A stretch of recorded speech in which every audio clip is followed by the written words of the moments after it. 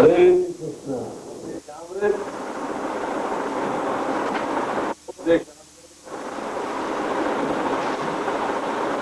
किसने लिखी है? रूप गोस्वामी। उसकी श्लोक संख्या 9। इसका अनुवाद पढ़ता हूं। मथुरा नामक पवित्र स्थान वैकुंठ से श्रेष्ठ है, क्योंकि वहां भगवान ने जन्म लिया। मथुरा से श्रेष्ठ वृंदावन का दिव्य जंगल है, क्योंकि वहां कृष्ण ने रास लीला रचाई।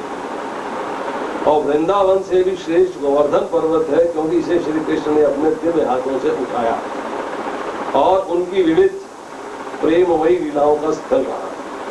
और इन सबों में परम श्रेष्ठ श्री राधा कुंड है, क्योंकि यह गोकुल के स्वामी श्री कृष्ण के अमृतमय प्रेम से आप्लावित रहता है।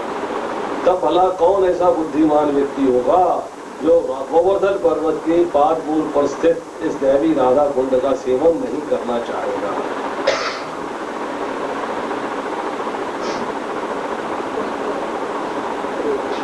चर्चा हुई है कि मथुरा का नाम जो है वो वैकुंठ से श्रेष्ठ है।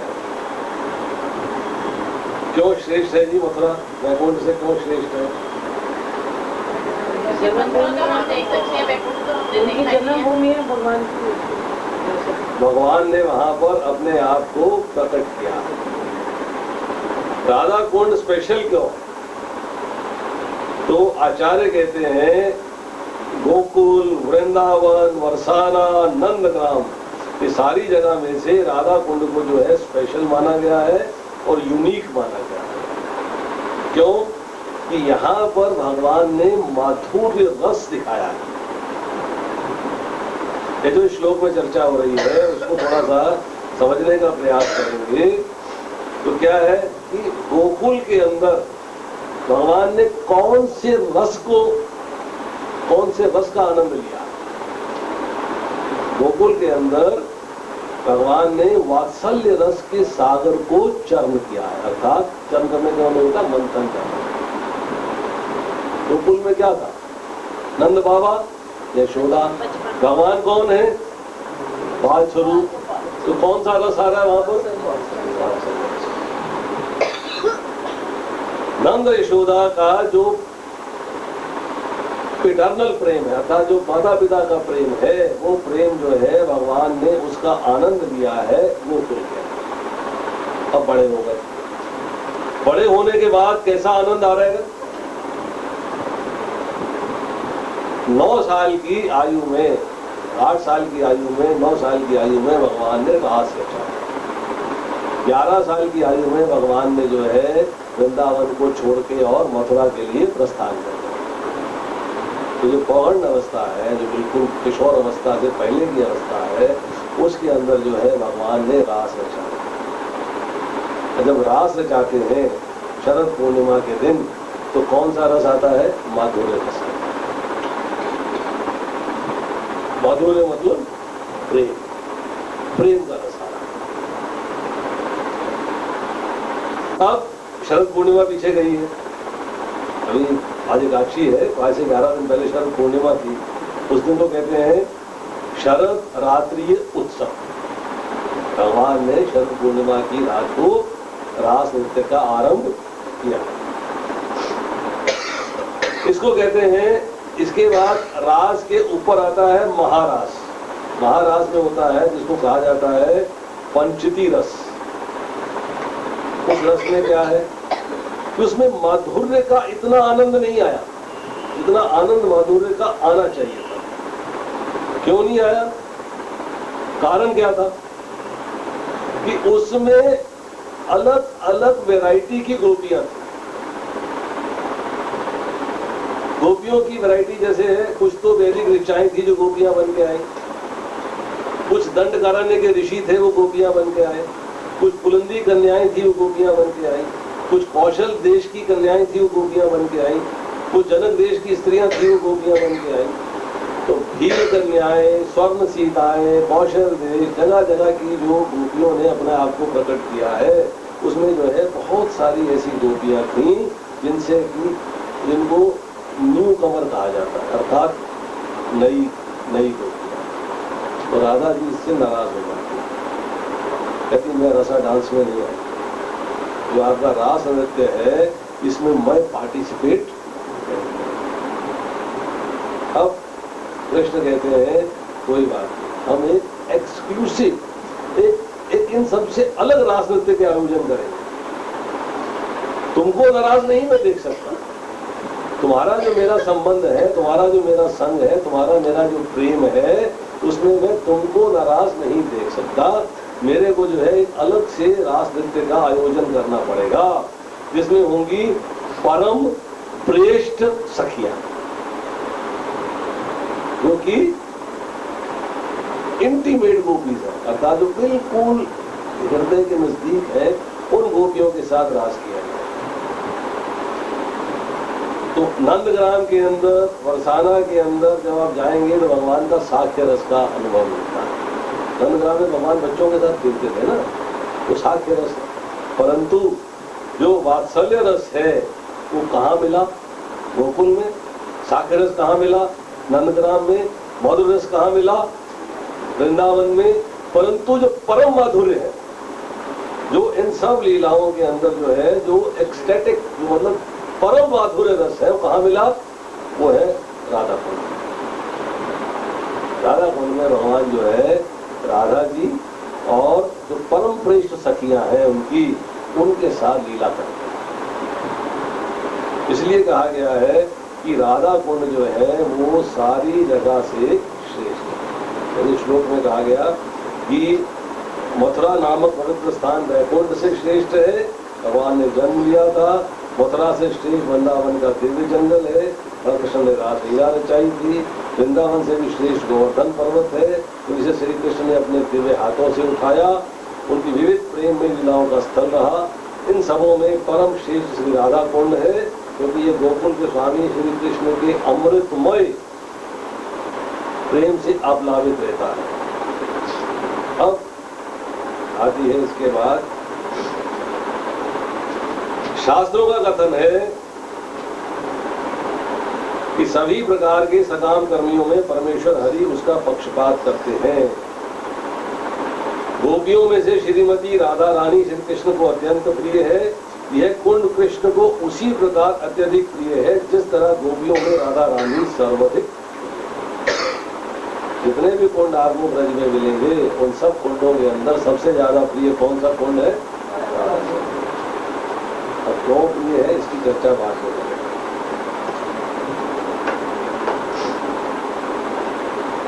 अनेक आमोद की वस्तुओं तथा ब्रज भूमि की समस्त प्रेयसी बालाओं में से श्रीमती राधा रानी निश्चय ही कृष्ण प्रेम की सर्वाधिक अमूल्य निकली है, और हर प्रकार से उनका दिव्य कुंड मुनियों द्वारा कृष्ण को उतना ही प्रिय बताया गया है। निसंदेह राधा कुंड परम भक्तों के लिए भी अत्यंत दुर्लभ है, अतः सामान्य भक्तों के लिए इसे प्राप्त कर पाना तो और भी कठिन है। यदि उसके पवित्र जल में केवल एक बार स्नान कर ले तो कृष्ण का शुद्ध प्रेम पूर्णता प्रकट होता है।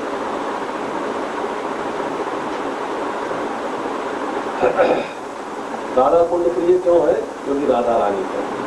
अब समझिएगा, थोड़ी सी बातें, बड़ी सुंदर सुंदर बातें कही गई हैं। राधा शब्द का अर्थ है भगवान कृष्ण की ग्रेट वर्शिपर, मतलब उच्च कोटि की आराधना करने वाली। वृंदावन के अंदर किसी भी गोपी का नाम राधा नहीं है, सिर्फ राधा जी के अलावा। हमारे यहाँ क्या होता है, चंचल नाम है तो 10-12 का मिल जाएगा, कविता नाम है 8-10 का मिल जाएगा, सरिता नाम है 8-10 का मिल जाएगा। होता है ना? होता है नहीं होता?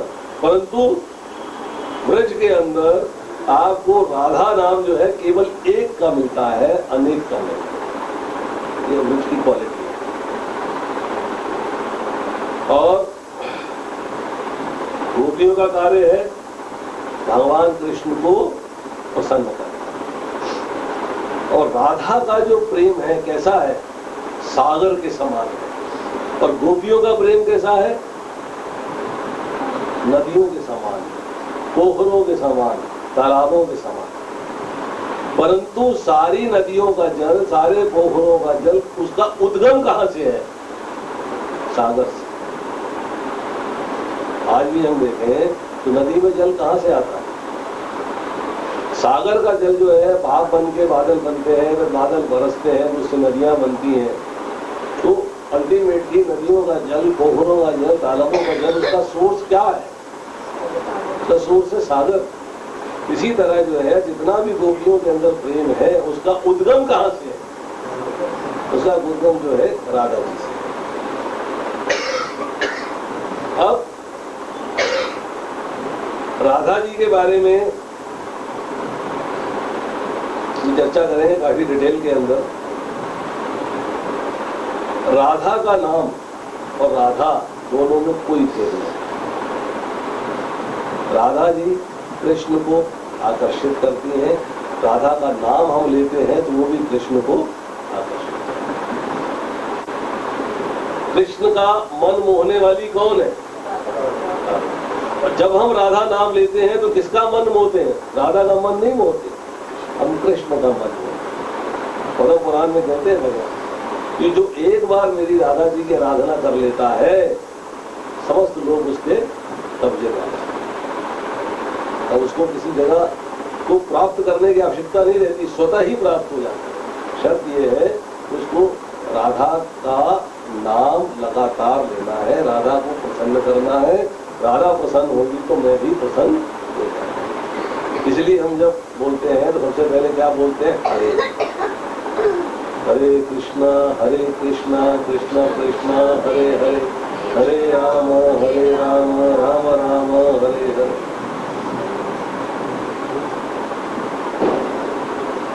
इसी तरह जब हम राधा कुंड जाते हैं और राधा कुंड पे जाके राधा कुंड की स्तुति करते हैं, राधा कुंड में आचमन करते हैं, राधा कुंड में स्नान करते हैं, हम राधा कुंड को मान देते हैं, सम्मान देते हैं, तो कृष्ण हमसे प्रसन्न है। तो हम जो है कृष्ण को अट्रैक्ट करते हैं। वो भी बताएंगे। वृंदावन के अंदर लोग जो है बार बार किस नाम को पुकारते हैं?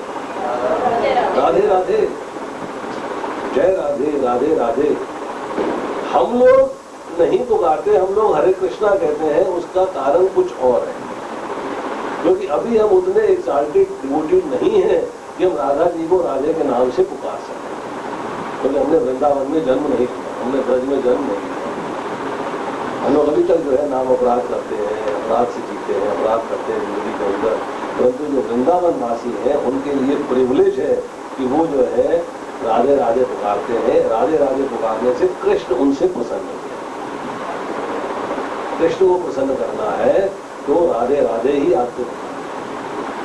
हम राधे राधे ना कह के हरे हरे कहते हैं, हरे कृष्ण करते हैं। बात एक ही है, तो थोड़ा सा स्टाइल चेंज। अब चर्चा आती है कि राधा, दो शब्द है, रा और धा। अगर आप रा, जैसे ही आप रा पुकारना शुरू करते हो तो भगवान आपसे आकर्षित हो जाते हैं, और धा कहते ही भगवान का संपूर्ण आकर्षण आप हो जाता है कि मेरी प्रेसी को पुकार रहा है, इस भक्त को मेरी आवश्यकता है, मुझे इसके पास पहुंचना है। तो जैसे जो है हम जैसे कि दो शब्द पुकारते हैं, राधा राधा राधा, तो क्योंकि भगवान भी राधे राधे करते रहते हैं। अगर आप ध्यान से सुनेंगे तो द्वारका के अंदर भगवान जो है गोपी गोपी राधे राधे पुकारते थे। और रानियां परेशान होती थी कि हमने ऐसा क्या कसूर किया है कि भगवान हमें ना पुकार कर राधे राधे पुकारते। हम पत्नियां, हम महिषियां हैं, हम पटरानियां हैं, हमको तो पुकारते नहीं। और जिसको 11 साल की उम्र में छोड़ के आ गए उसको पुकार रहे हैं राधे राधे राधे राधे। क्यों? तो राधा नाम जो है उसको पुकारने से भगवान को खूब पसंद आता है। कहते हैं हमारे इष्ट देव कौन? हमारे इष्ट देव कौन है? कृष्ण। कृष्ण हमारे इष्ट है। अब कृष्ण की जो महिमा है, कृष्ण का जो ऐश्वर्य है, कृष्ण का जो माधुर्य है, इस तत्व का जब ज्ञान हो जाता है तो हमारी जो धारणा है, हमारा जो चित्त है, वो कृष्ण में दृढ़ हो जाता है। पक्का हो। यस। अब यही जो तत्व है कि कृष्ण कौन है, उनका ऐश्वर्य कैसा है, उनका माधुर्य कैसा है, उनकी महिमा कैसी है, इसका ज्ञान होने पर उसमें फिर जो है रस की प्राप्ति होती है। आपको आनंद मिलना शुरू हो जाता है, आपको रस आना शुरू हो जाता है। और जब रस नहीं आएगा तो क्या कहलाएगा? विरस। विरस मतलब रस के बिना।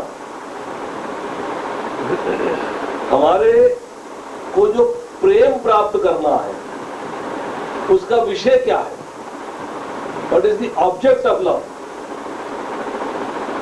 प्रेम प्राप्त करना चाहते हैं ना, तो उसका विषय क्या है? उसके विषय है कृष्ण। और किसके आश्रय से हम वो प्रेम की प्राप्ति कर सकते हैं? कृष्ण प्रेम प्राप्ति करने के लिए किसका आश्रय लेना है? उस आश्रय है राधा जी। जो बिना राधा जी के आश्रय के हम कृष्ण का प्रेम नहीं प्राप्त कर सकते। और अगर हमने राधा जी की आराधना नहीं करी तो रस जो है विरस हो जाएगा, रस नहीं रहेगा। अब बिना रस के हो। अब नारद जी, ब्रह्मा जी, शिव जी, कोई भी जो है, ये तीनों के तीनों या जितने भी देवी देवता है, सब राधा जी के परम ऐश्वर्य की स्तुति किया करते हैं। चर्चा करेंगे आगे। तीनों मतलब तीनों का उल्लेख हुआ है, अर्थात सभी देवी देवता जो है वो राधा जी का जो परम ऐश्वर्य है, उनसे बड़ा ऐश्वर्य किसी का नहीं। किसी गोपी का ऐश्वर्य, किसी महिषी पटरानी ऐश्वर्य राधा जी के बराबर नहीं। तो राधा जी के परम ऐश्वर्य की स्तुति जो है नारद आदि भी करते हैं। परंतु जो ब्रज धाम के उपासक हैं, जो वृंदावन के उपासक हैं, जहाँ की माधुर्य रस प्रधान है, वहाँ सब लोग जो है राधा जी की जो माधुर्य मूर्ति है, राधा जी का जो हृदय है, उसकी उपासना करते हैं। अब ब्रह्मा जी को राधा जी के चरणों की धूल भी दुर्लभ है, नहीं प्राप्त।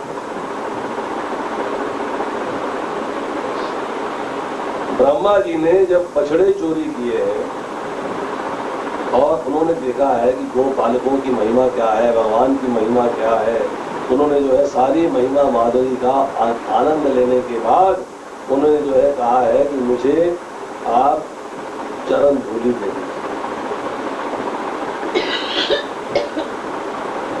किंतु भगवान की चरण धूलि मिल गई, राधा जी की नहीं मिली, गोपियों की नहीं मिली। राधा जी की चरण धूलि जो है उसकी प्रार्थना करने का भी उनके पास साहस नहीं था। वो राधा जी की चरण धूलि की प्रार्थना नहीं पाए।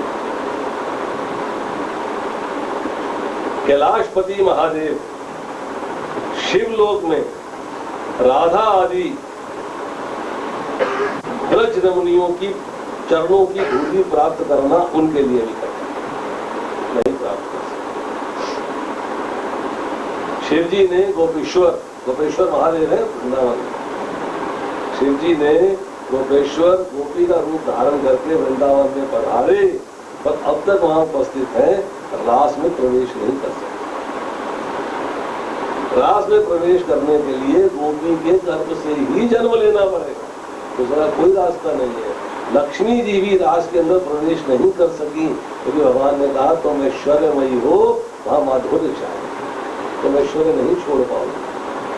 तो लक्ष्मी जी को भी जो है वो स्थान प्राप्त नहीं हो सका कि वो उस रास के अंदर प्रवेश कर सके।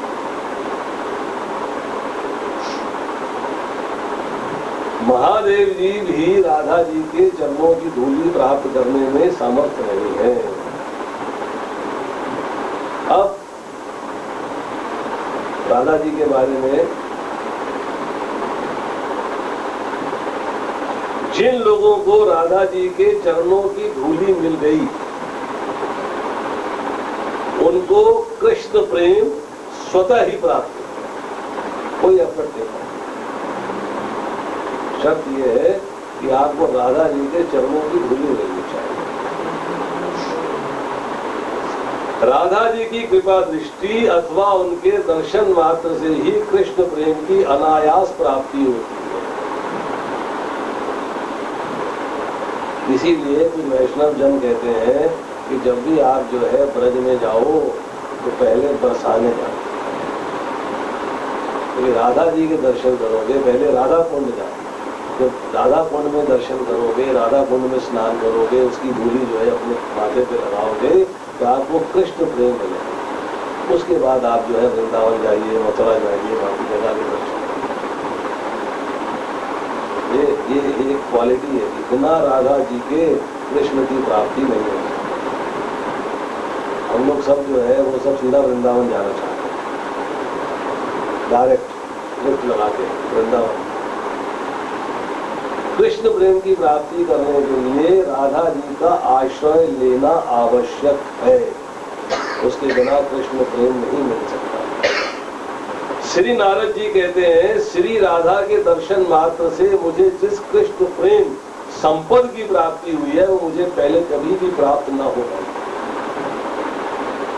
नारद जी किसके लिए? कृष्ण प्रेम की प्राप्ति करने के लिए मुझे राधा जी का दर्शन मात्र, दर्शन अगर हो जाते हैं राधा जी के तो मुझे कृष्ण प्रेम की प्राप्ति। ब्रह्मा, महादेव, लक्ष्मी, नारद, उद्धव आदि इनकी बातें तो रहने दीजिए, स्वयं भगवान उन्होंने क्या किया? रसिक नागर, रसिकों के रसिक, प्राण वल्लभा राधा जी की चरण रेणु के लिए तरसते रहते। सेवा पुण्य में क्या किया भगवान? सेवा पुण्य ले गए आपको, क्या किया वहां? चरणों की सेवा कर, क्योंकि धूली बातें में धारण कर रहे हैं भगवान स्वयं। तो कौन बड़ा हुआ?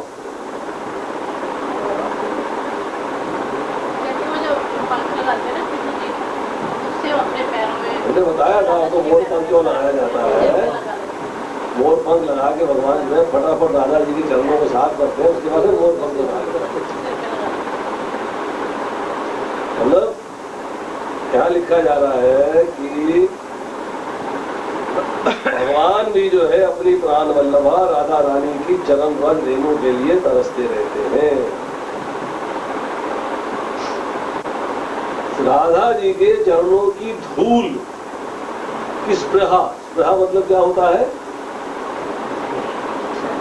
इच्छा है, मतलब लालसा है, एक उसका आकर्षण है। उसके लिए भगवान कृष्ण ने स्वयं कवि जयदेव का रूप धारण किया और गीत गोविंद में देही पद पल्लम मुदारम लिखकर रखते हैं। ये इस बात का प्रमाण है कि राधा जी के चरणों की धूल की क्या इम्पोर्टेंस है। उसके लिए जो है बड़े बड़े ऋषि मुनि तरसते हैं और जिसको वो प्राप्त हो जाएगी उसको तो भगवान का प्रेम ऐसे नहीं। फिर कहते हैं श्री राधा दर्शन मात्र से प्रेम की प्राप्ति होती है, इसमें तो कहना क्या। बहुत बढ़िया बात है। राधा का अंग जो है किस रंग का? गौरांग, गौरांगी कहलाती है ना। तप्त कांचन, तपे हुए सोने के समान। अब जब तपे हुए सोने के समान हम गौरांग महाप्रभु के दर्शन कर लेते हैं, क्योंकि भगवान स्वयं राधा भाव लेके अपने आप को प्रकट किए हैं गौरांग महाप्रभु के रूप में, तो असंख्य पशु पक्षी नर नारियों को अनायास कृष्ण प्रेम की प्राप्ति हुई। गौरांग महाप्रभु ने आपको क्या दिया? कृष्ण प्रेम। राधा जी क्या दे रही हैं? कृष्ण प्रेम। जब आप मायापुर जाते हो तो गौरांग महाप्रभु के दर्शन करते हो तो आपको क्या है? आपके मन में कृष्ण प्रेम जागृत होता है, क्योंकि वहां पर भगवान ने स्वयं अपने आप को राधा रूप में प्रकट किया। राधा भाव लेके अपने आप को गौरांग महाप्रभु के रूप में पकड़े।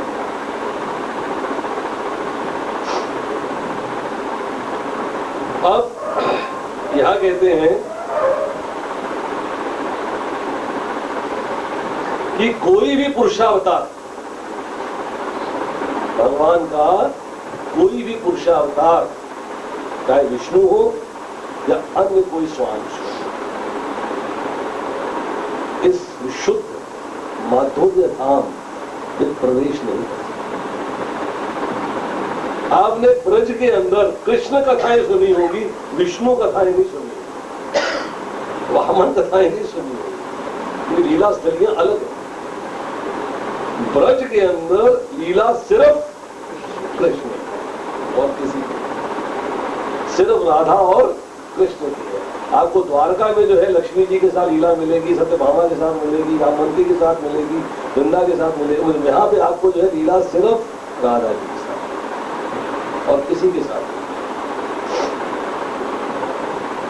राधा चरण दर्शन से कृष्ण प्रेम की प्राप्ति होती है, इसीलिए ऐश्वर्य प्रधान जो स्वरूप है भगवान के, उनका राधा जी के धाम में प्रवेश वर्जित नहीं आ सकता।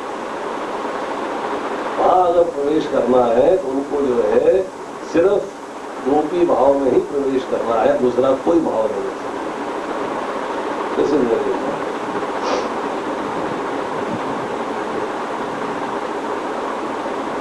अब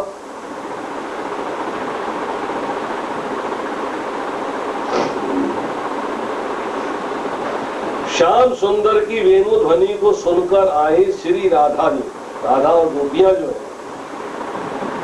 ब्रज सुंदरीगण, इनके साथ जो है चारों तरफ से उन्होंने अपने प्राण वल्लभ कृष्ण को जो है घेरा हुआ। वंशीधारी वनवाली आलिंगन चुंबन पूर्वक सब गोप रमणियों से विहार कर रहे थे।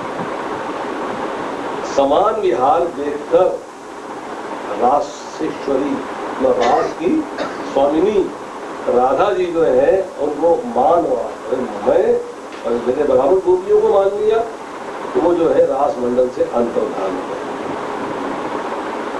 अब कृष्ण देखते हैं कि राधा जी जो है रास मंडल में नहीं है, तो रास मंडल जो है उनको शून्य शून्य दिखाई देता, बिल्कुल जीरो, सोना बना।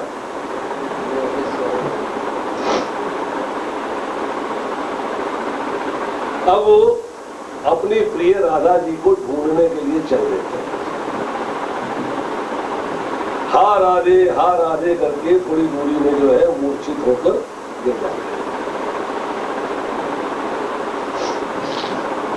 व्याकुल है, तृष्णा तो है, अर्थात उनको राधा मिलन की तृष्णा है, पर बेसुध पड़े हुए।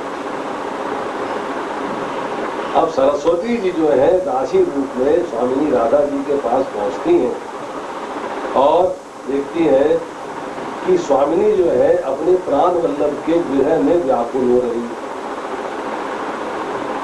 तो वो उनके चरणों में बैठ के प्राण वल्लभ श्री कृष्ण की दशा का वर्णन कहते हैं। लुटती धरणी शयने बहु विलपति तब राम, हे स्वामिनी आपके प्राण वल्लभ धरनी पर पड़े हैं, बार बार हे राधे हे प्राण प्रिय ये कह के पुकार रहे हैं। अब वो सुनते ही चल गए।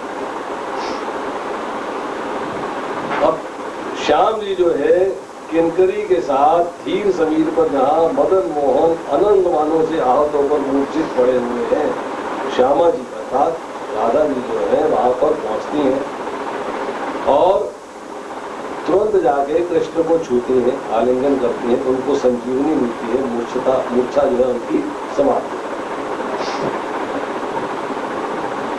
अब श्याम सुंदर जो है उनको एक अजीब सा अनुभव होता है। तो क्या कहते हैं, निकुंज देवी की जय हो जय हो जय हो, उनको नया नाम देते हैं निकुंज देवी। अब जगह जगह पर सखियों की मंजरियों की आराधना चल रही है। अब उस आराधना के अंदर जो है क्या होता है कि किसी निकुंज देवी की आराधना क्यों करने देने लगेंगे? क्यों होगी भी आराधना? तो लीला में स्फूर्ति, लीला जो हो रही उसमें एक तेजी है, एक एक एक एक जिसे कहते हैं रस है, एक आनंद है, स्फूर्त है, उसकी नहीं, लीलापन नहीं। उसमें जो है, जो राधा जी की जो सेविका है वो श्री नागर राज से झाड़ी का निर्मल जल लेके श्री राधा जी के चरणों का प्रक्षालन, चरण धोती है और फिर उसको पीताम्बर से पहुंच के उस पर पुष्प अर्पित करती है। अब नेत्र भर आए हैं प्रेम के जल से। अब भगवान कृष्ण के मुख की शोभा उस वक्त जो है देखते ही बनती है, ऐसा सुंदर मुख हो रहा है। क्यों? उनकी प्राण प्रिय का चरणों का प्रक्षालन, उसके ऊपर जो है फूल अर्पित हुआ है। उस समय उनको लगता है कि ये जो जल है ये क्षीर सागर से भी ज्यादा बढ़ता है। उनको जो है इसका आनंद जो है वो उससे ज्यादा बढ़िया दिखाई देता है। अब श्री श्याम सुंदर श्री निकुंज देवी की आराधना करते करते उसके महारथ सिंधु सार से मुख चंद्र का दर्शन करके अपने आप को प्रताप पाए। उनको राधा जी के मुख मंडल के दर्शन करके एक आनंद की प्राप्ति, खूब आनंद में। अब लास्ट में यहां बताया है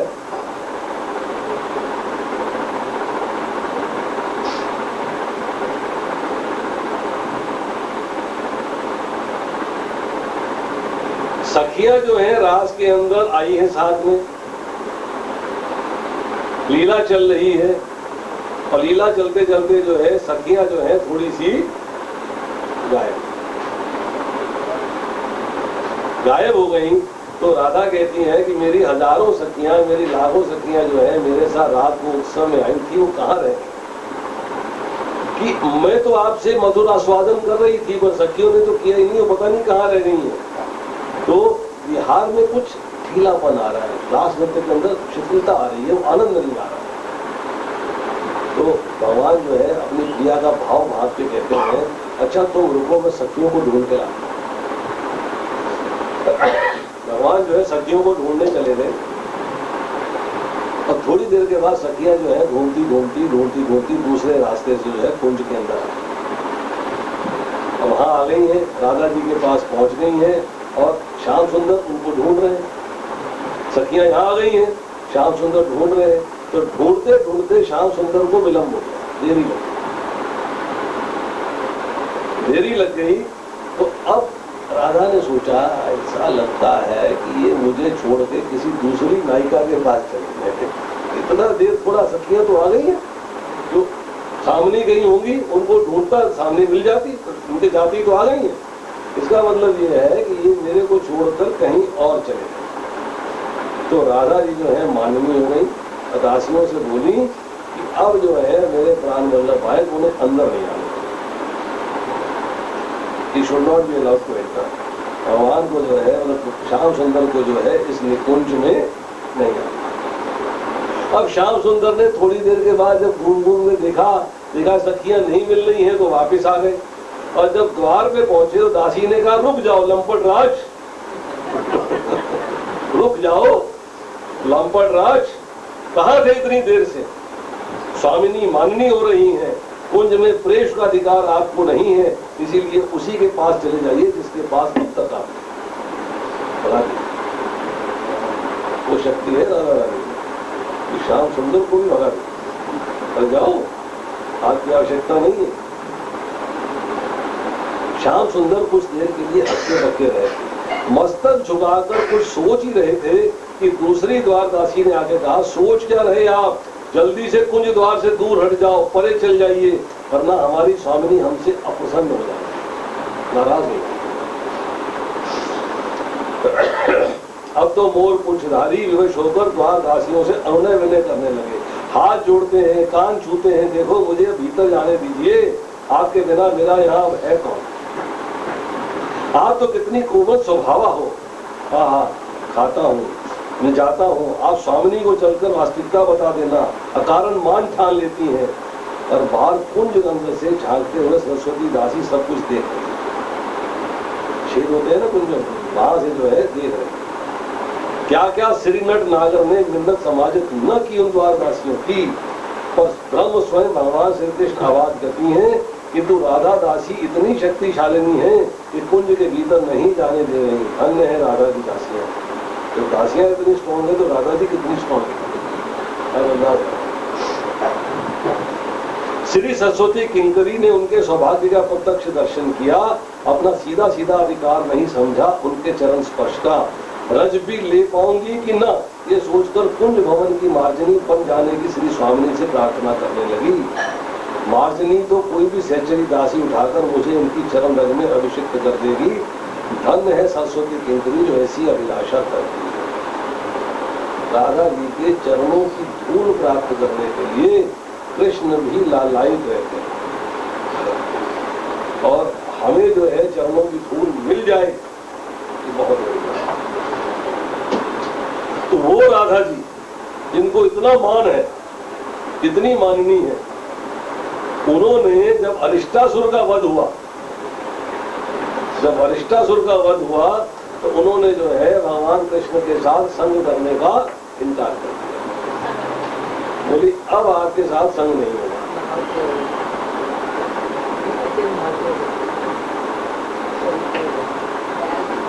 अरिष्टासुर जो है वो एक बैल बनकर जो है प्रकट हुआ। कृष्ण ने उनका वध कर दिया। अब जब राधा जी को पता लगा कि कृष्ण ने जो है एक बैल रूपी असुर का वध कर दिया है, वो असुर जो बैल का रूप धारण करने आया था, तो राधा जी ने उनका संग करने से आत्मसंग नहीं है। बोले आपने पाप किया है, जब तक आप पाप का प्रायश्चित नहीं करोगे तब तक हम आत्मा संग नहीं करेंगे, ना मैं और ना मेरी गोपी संग, कोई नहीं। अब कृष्ण ने कहा संग कैसे होगा भाई, तुम्हारे संग के बिना तो रहा नहीं जा सकता, तरीका बताओ। उसने कहा ब्रह्मांड के अंदर जितने तीर्थ स्थान है सबका स्नान करके आइए, तभी आपके पाप का प्रायश्चित हो सकता है। मैंने बैल का वध किया है, वो असुर था, मैंने कोई पाप नहीं किया है। उसने कहा नहीं, तुमने पाप किया है, तुमने जो है गौ हत्या का पाप किया है, इसलिए जाओ और स्नान करके आओ। अब कृष्ण ने कहा मैं सब तीर्थों को नहीं बुला लेता। अब तीर्थों को बुलाने के लिए उन्होंने जो है जहाँ उसका एक बैल का खुर था, उससे जो गढ़ा बना था, उसमें अपनी जैसे एड़ी दबाई है, तो उससे बहुत बड़ा कुंड का रचना हुआ। सब तीर्थ जो है साकार रूप लेके आए हैं, और सबने जो है भगवान की स्तुतियां करी हैं, और स्तुतियां करने के बाद अपना जल जो है उस कुंड में डाल दिया। अब जो है राधा रानी प्रसन्न हो जाए, ये चाहती हैं कि मैं समस्त तीर्थों में स्नान करूं, उसके लिए जो है मेरे लिए उचित यही है कि मैं पहले स्नान करके अपने आप को पवित्र करूं। जो पवित्र है, जिनको अपवित्रता छू नहीं पाती, जो सारे संसार को पवित्र कर सकते हैं, बड़े से बड़े पापी को पवित्र कर सकते हैं, वो राधा रानी के आदेश पे अपने को पवित्र करते हैं। ये लीला है। उन्होंने तुरंत स्नान किया और उसका नाम हो गया श्याम कुंड। अब बहुत सुंदर कुंड बन गया है। सारे होली जितने भी जो तीर्थ स्थान है ब्रह्मांड के, उन सब का जल जो है वहां पर उपस्थित है।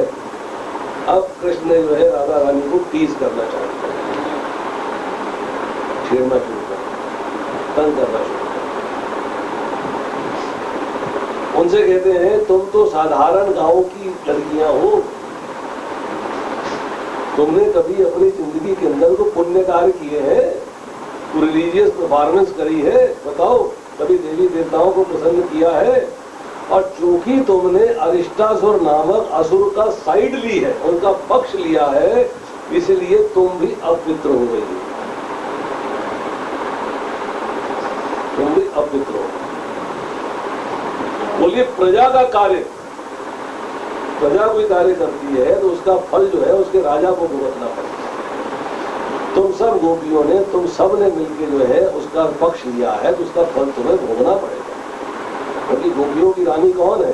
राधा जी। अब तुम्हें फल भोगना पड़ेगा और तुम अपने आप को जो है पवित्र करो, तुम भी इस जल में स्नान करो।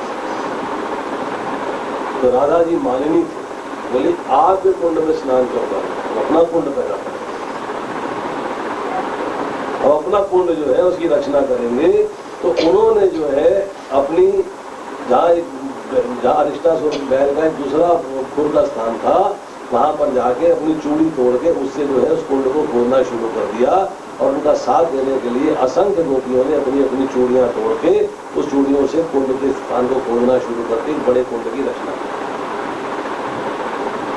और जब कुंड की रचना हो गई तो कृष्ण ने कहा अच्छा रचना तो तुमने कर दी है, चलो ऐसा करता हूं कि मैं पानी इसमें दे दूंगा।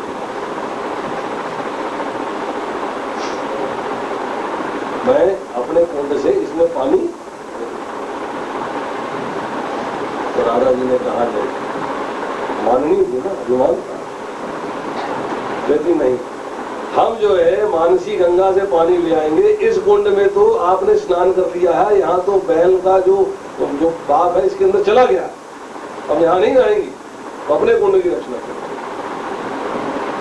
तो उन्होंने जो है अपने कुंड की रचना करने के लिए बोला हम जो है हाथ से हाथ मिला के सारी गोपियां जो है मानसी गंगा तक लाइन लगा देंगी, वहां से जो है बर्तन भर भर के जल लाएंगी और इस कुंड में भर देंगी, फिर यहाँ स्नान करेंगे।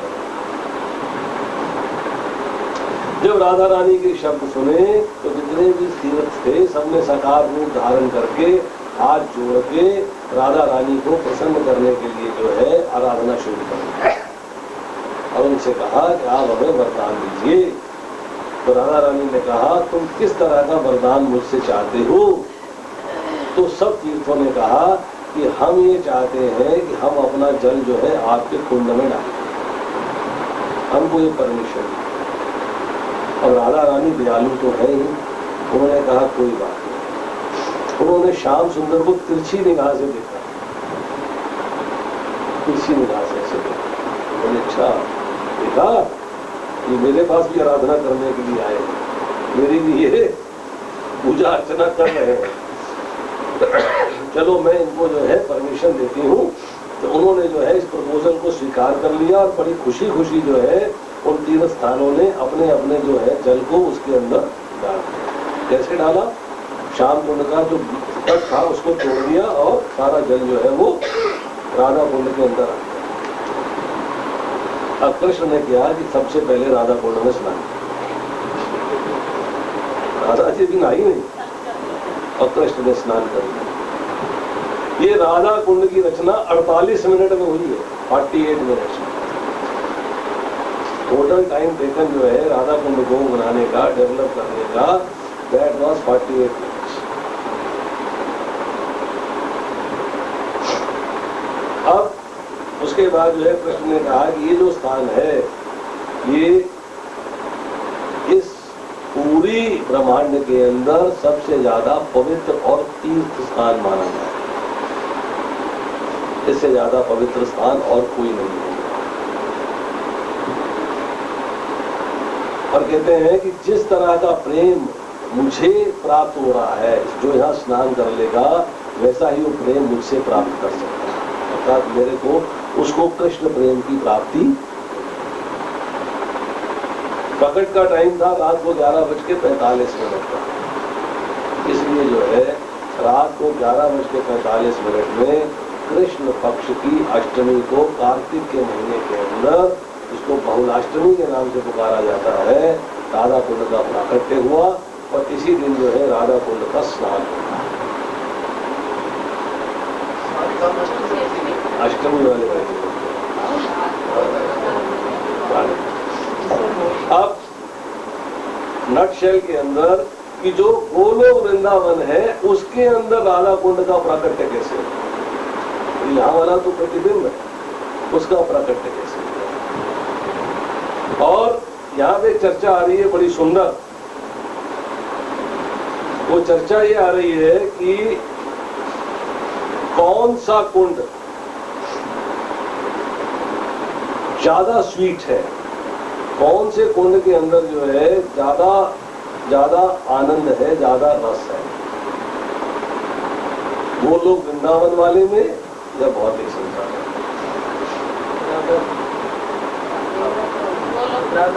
वो लोग वृंदावन वाले। विश्वनाथ चक्रवर्ती ठाकुर कहते हैं, बड़ी सुंदर बात कही है उन्होंने, कि भौतिक संसार के अंदर जो राधा कुंड प्रकट हुआ है उसमें माधुर्य ज्यादा है। क्यों माधुर्य ज्यादा है? उन्होंने कहा है एक डायमंड का सेट अगर आप सफेद शीशे के बक्से में रखो, सफेद डायमंड, सफेद शीशे का बक्सा, तो ज्यादा सुंदर लगता है, ज्यादा आनंद आता है, कि ब्लू बक्से में हो तो ज्यादा आनंद आता है? कंट्रास्ट हो जाता है। तो भौतिक संसार और राधा कुंड कंट्रास्ट है, दोनों कंट्रास्ट है। कंट्रास्ट है कि नहीं?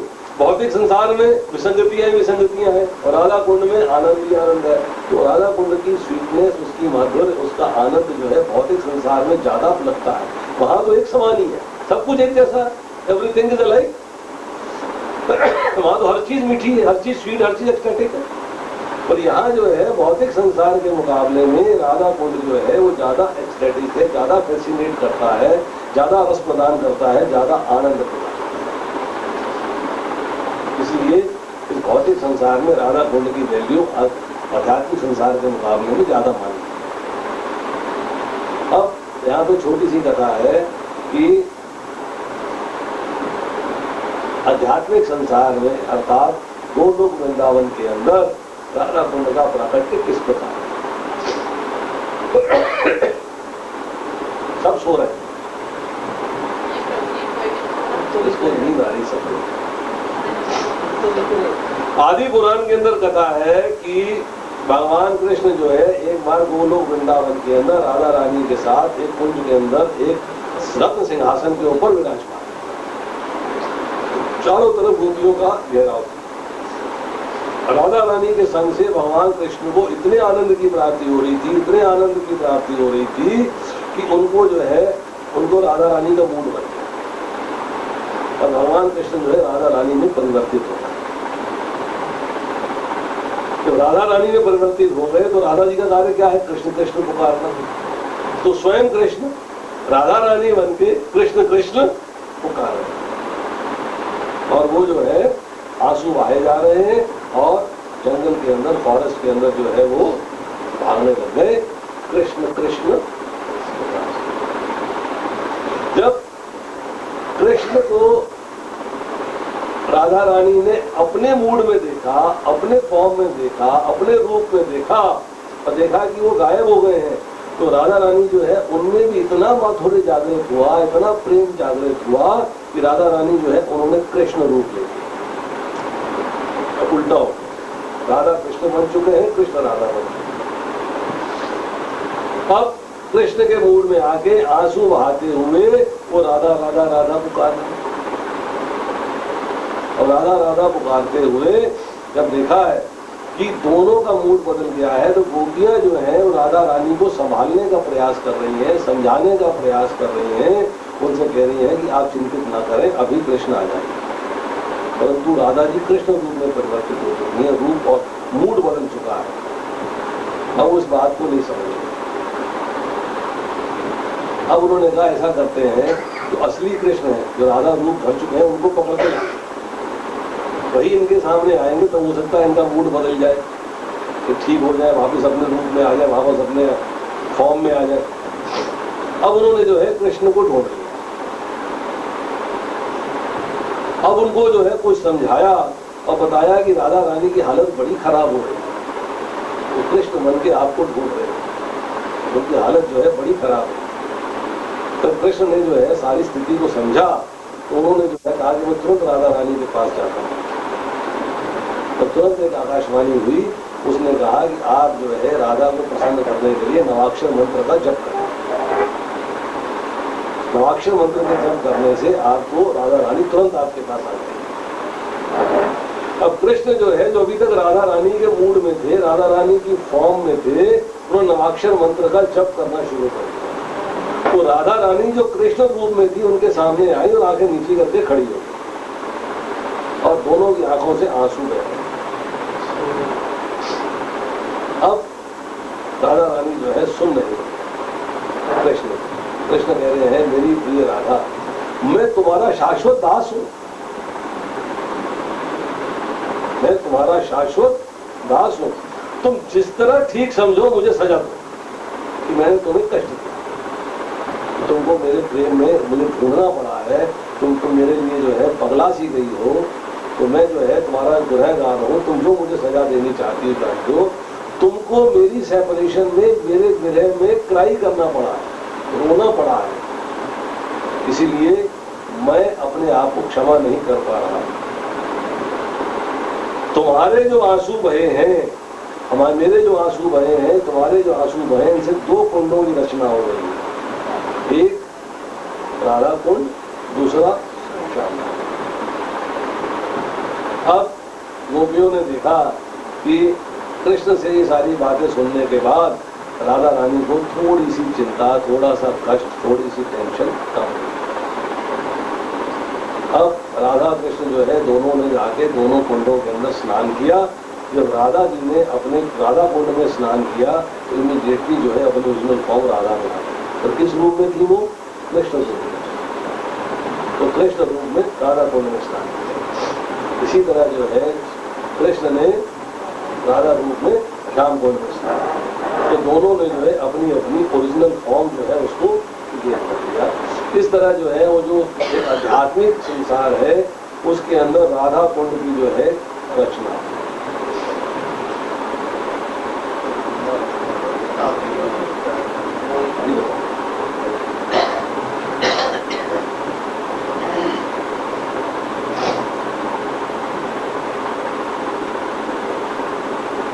अब थोड़ी सी चर्चा करेंगे कि राधा कुंड है कैसा, राधा कुंड का वर्णन क्या है, उसकी शोभा कैसी है। 15 मिनट लगे।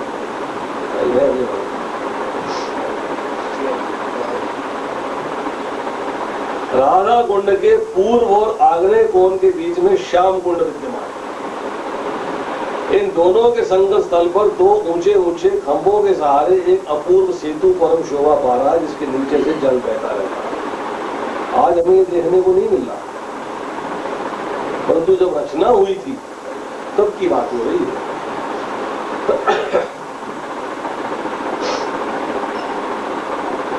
अनेकानेक वृक्ष की श्रेणी इन कुंडों को चारों ओर से आच्छादित किए हुए शोभित है।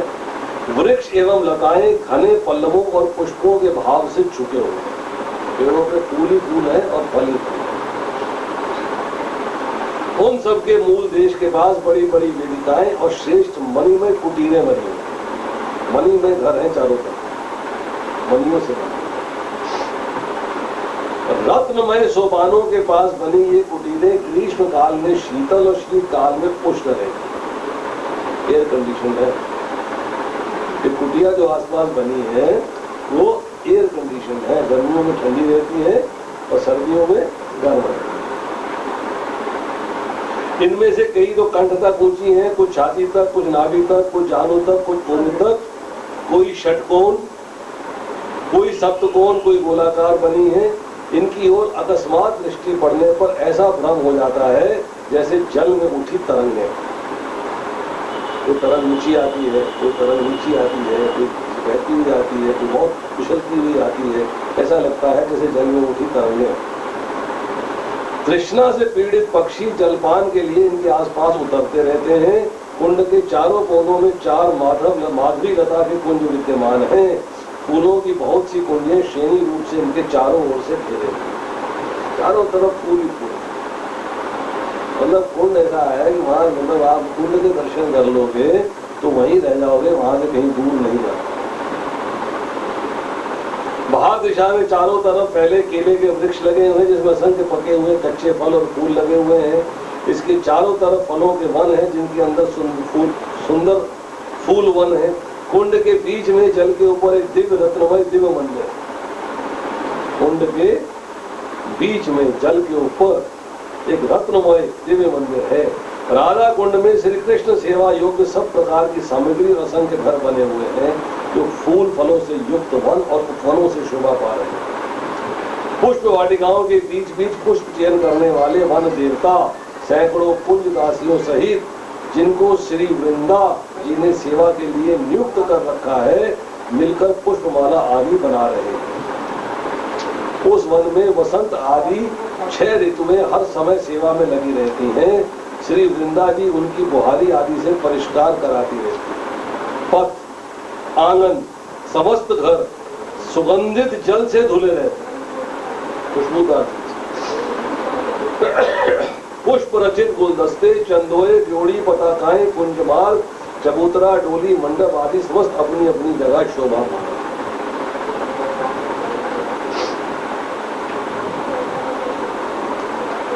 मयूरगण श्री कृष्ण का दर्शन कर बादलों के भ्रम में मधुर शब्द उच्चारण करते हुए कुंज के आंगन में नृत्य करने लगते।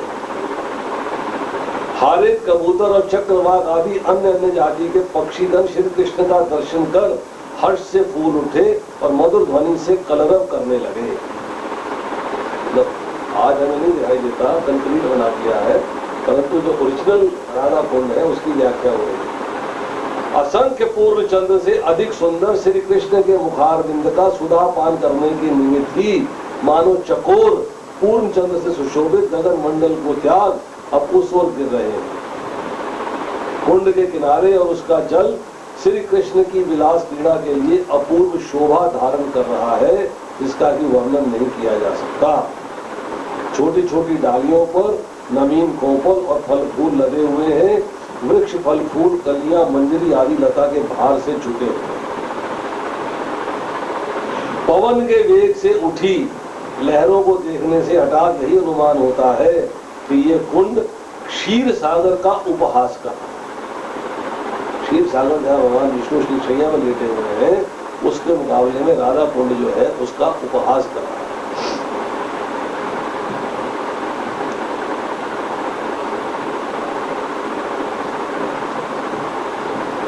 अब यहाँ चर्चा कर रहे हैं, पद्मा का अर्थ है लक्ष्मी, लक्ष्मी का स्वरूप है सुंदरता।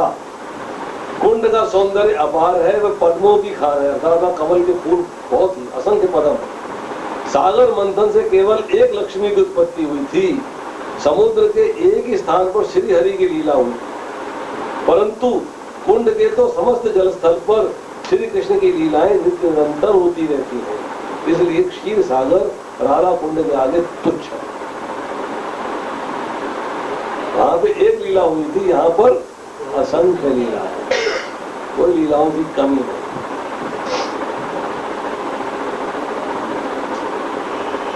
श्री कृष्ण के चरण कमल से उत्पन्न श्याम कुंड से मिले हुए इस राधा कुंड के उत्तर कोण से वायु कोण तक फैली हुई 8 कुंजें हैं। ललिता, विशाखा, चित्रा, इंदुलेखा, चंपक लता, रंग देवी, सुदेवी और तुंग विद्या प्रीतम की सखियों की अपनी अपनी बनी हुई।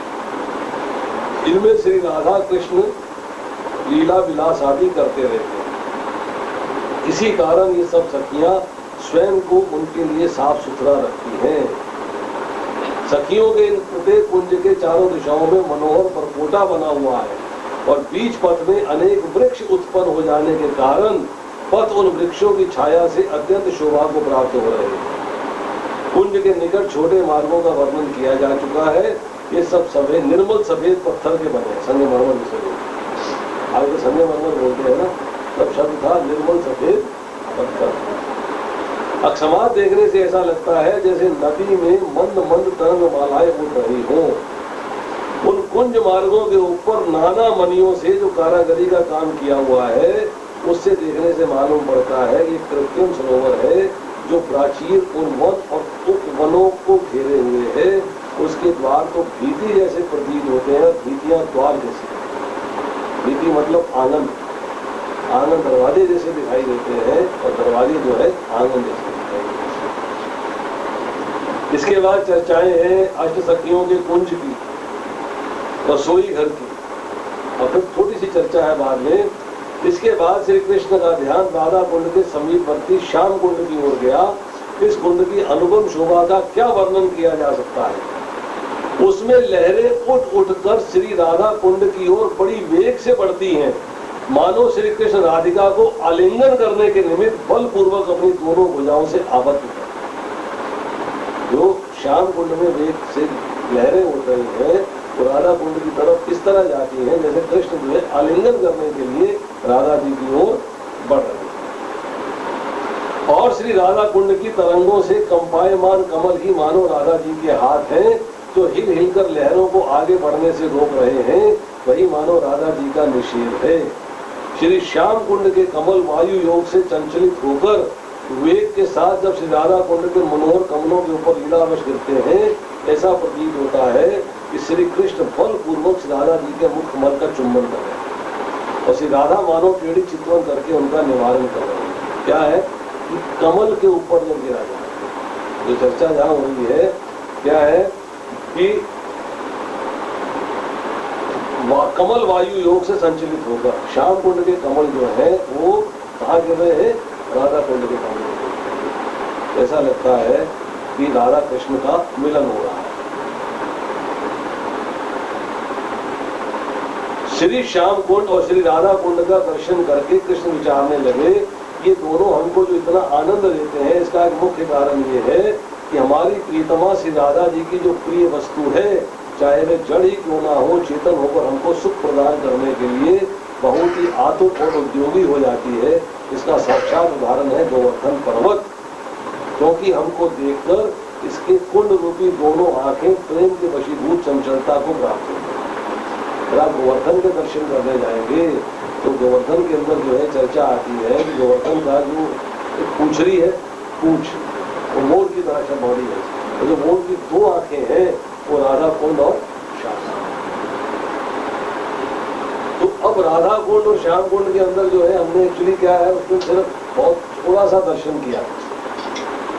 उसमें एक बात ये आई थी कि वहां पर जो है स्नान क्यों नहीं करने दिया जाता, प्रश्न ये था स्नान क्यों नहीं करने दिया जाता। उसमें जो है छोटा सा उत्तर ये है कि राधा कुंड इतना पवित्र स्थान है कि उसके स्नान के लिए 3 बार स्नान की परमिशन दी हुई है कि आपको रोज 3 बार स्नान करना चाहिए। परंतु समस्या देखो क्या है कि वैष्णव जन ये कहते हैं, प्रभुपाद ने नियम बना दिया कि जो हम लोग जो है जाके राधा कुंड में जिस तरह से स्नान करना चाहिए, जिस तरह उसकी आराधना करनी चाहिए और जैसी आराधना करने के बाद उसमें उतरना चाहिए, वैसी हम लोग कर नहीं पाते। तो राधा कुंड का, राधा जी का अपमान हो जाता है। इसीलिए वहां पर लोग स्विमिंग करने लग जाते हैं, डुबकियां लगाने चालू कर देते हैं, छपाके मारने शुरू कर देते हैं, बहुत सारे कार्य करते हैं। यहाँ पर जो है प्रभुपाद जी ने फिर उसको मना किया कि यहाँ पर आप जो है इस तरह के कार्य नहीं करेंगे। राधा कुंड में जाए, प्रणाम करें, दंडवत करें, वहाँ पर जो है राधा जी का कटाक्षोत्र पढ़े और राधा स्तोत्र पढ़े, मतलब राधा जी की आराधना करने के बाद आप तीन बार जो है जल के छींटे अपने सर पे डाल दें, आचमन करें, तो यही आपके लिए राधा कुंड की आराधना। इसलिए वहाँ पर जो है हम लोग स्नान नहीं करते हैं, ये भी छोड़ना। हालांकि शास्त्र में 3 बार स्नान करने का विधान दिया हुआ है और उस स्नान करने का एक तरीका है, एक सिस्टम है, एक फॉर्मेट है। हम लोग उस फॉर्मेट में चल नहीं पा रहे हैं क्योंकि हम अभी उतने एग्जॉल्टेड डिवोटी नहीं है। इसलिए हमको जो है इस बात के लिए मनाए। मैं दोनों बोलती हूँ। अब कोई डिटेल डिस्कस नहीं करूंगा, सिर्फ नाम लूंगा। राधा कुंड के आसपास पंच पांडव, राधा कृष्ण पुराना मंदिर, झूलन स्थली, गोपाल मणिपुर मंदिर, राधा गोपीनाथ मंदिर, जानवा माता बैठक, अनंग मंदिरी कुंड, समाधि है रघुनाथ दास गोस्वामी की, और गोविंद घाट है, जिवा मंदिर है, और 3 गोस्वामी समाधि है, गोपाल भट्ट गोस्वामी की भजन कुटीर है, रघुनाथ दास गोस्वामी की भजन कुटीर है, और कृष्णदास कविराज गोस्वामी की भजन कुटीर है, कृष्णा चक्रवर्ती ठाकुर की भजन कुटीर है, एक पीलू का वृक्ष है, मानस पावन घाट है, भक्ति विनोद ठाकुर का घर है, जगन्नाथ जी का मंदिर है, ललिता कुंड है, भजन कुटीर है जीव गोस्वामी की, माधवेंद्रपुरी की बैठक है, गोपी कूपा है, तमाल तल है, महाप्रभु जी की बैठक है, और पासखेला घाट है, संगम रत्ना वेदी है, गिरिराज महाराज मंदिर है, नित्यानंद बैठक है और प्रतिभू मूर्ति। ये वहां पर 30-31 स्थान है जो राधा कुंड के परिक्रमा के अंदर। और हम लोग इतना समय कम लेके जाते हैं कि हम लोग सिर्फ राधा कुंड गए, वहां से बाहर आ गए, हम लोग इन समस्त स्थानों के दर्शन नहीं करते।